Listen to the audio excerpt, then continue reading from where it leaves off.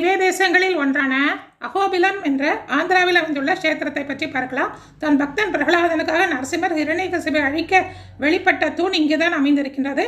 அந்த தூணிற்கு உக்கிரக ஸ்தம்பம் என்ற பெயர். கருடன் வேண்டிக் கொண்டதற்காக நரசிம்மர் 9 நரசிம்மராக காட்சி கொடுத்த தலம்தான் இந்த ஸ்தலம். அகோ என்றால் சிங்கம், பிலம் என்றால் குகை. நரசிங்கம் வசிக்கின்ற குகை என்பதால் அகோபிலம் ஆயிற்று. தேவர்கள் எல்லாம் ஹிரண்யகசிபை அழித்த பிறகு உக்கிரகமாக காட்சி கொடுத்த அந்த நரசிம்மரை பார்த்து அகோபலம் அகோபலம் என்ற ஜெயகோஷமிட்டு வணங்கினார்களாம். நாமும் அகோபலம் அகோபலம் என்று அழைத்தால் நமக்கு தன்னாலேயே பலம் வந்துவிடும். இங்கு இருக்கக்கூடிய நரசிம்மமூர்த்தி அனைவருமே சுயம்புவாக தோன்றியவர்கள்.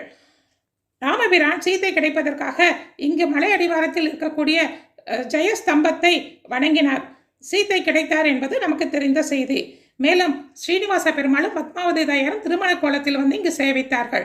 இந்த அகோபலத்தை பற்றி நாளை பதிவில் மீண்டும் பார்க்கலாம்.